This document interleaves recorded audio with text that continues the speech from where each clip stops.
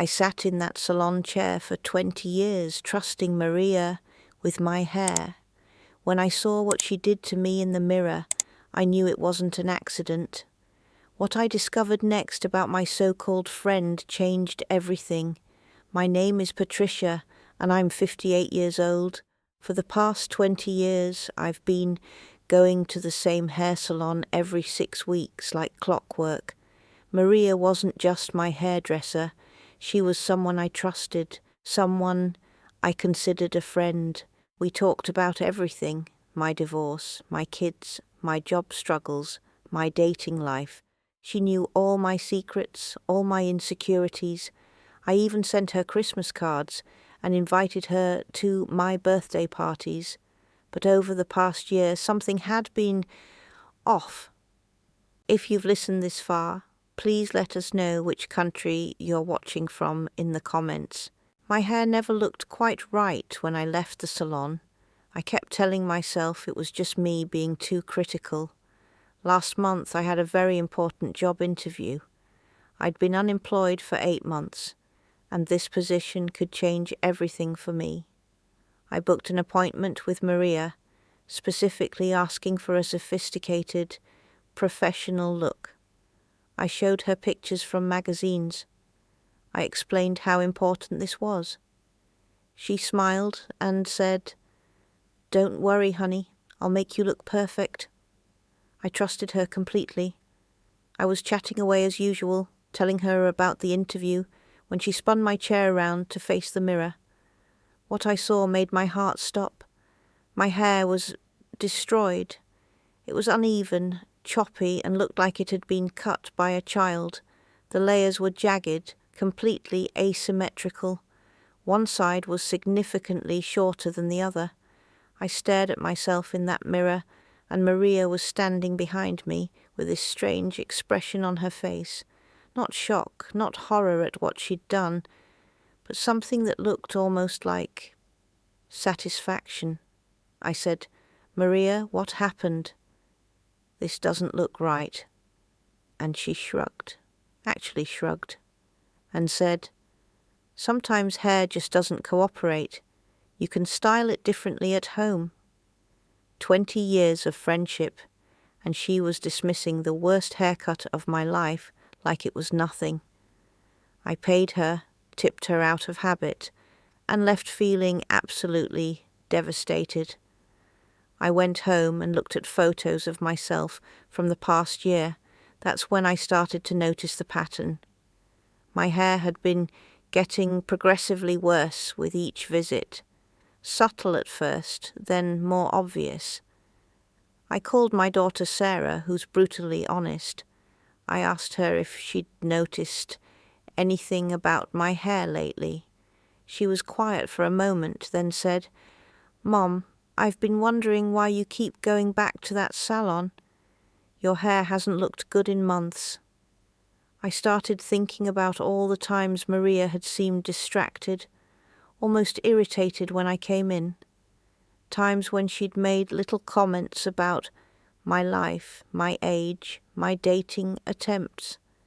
3 days later, I ran into my neighbour Janet at the grocery store. She took one look at my hair and said, "Oh, honey, what happened?" When I explained, she got this uncomfortable look on her face. Janet said, "Patricia, I need to tell you something. I've been going to that salon for manicures, and I've heard Maria talking about you." My blood ran cold. Apparently, Maria had been telling other clients that I was desperate and pathetic for trying to date at my age. She said I was delusional if I thought good hair could make me attractive to men.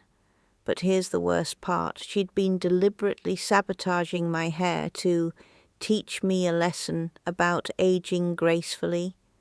She thought she was doing me a favor by making me look worse. I marched back to that salon the next day. Maria saw me coming and actually smiled, like nothing had happened. I asked to speak with her privately.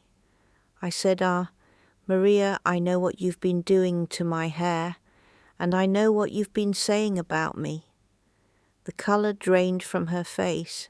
She tried to deny it at first, but when I mentioned Janet, she knew she was caught.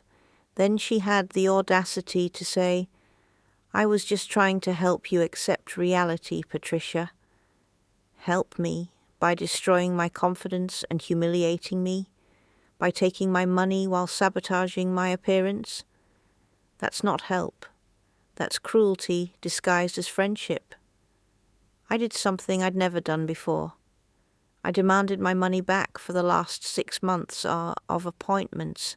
When she refused, I told her I'd be leaving reviews on every platform possible, sharing exactly what she'd done. I also spoke to the salon owner, who was horrified.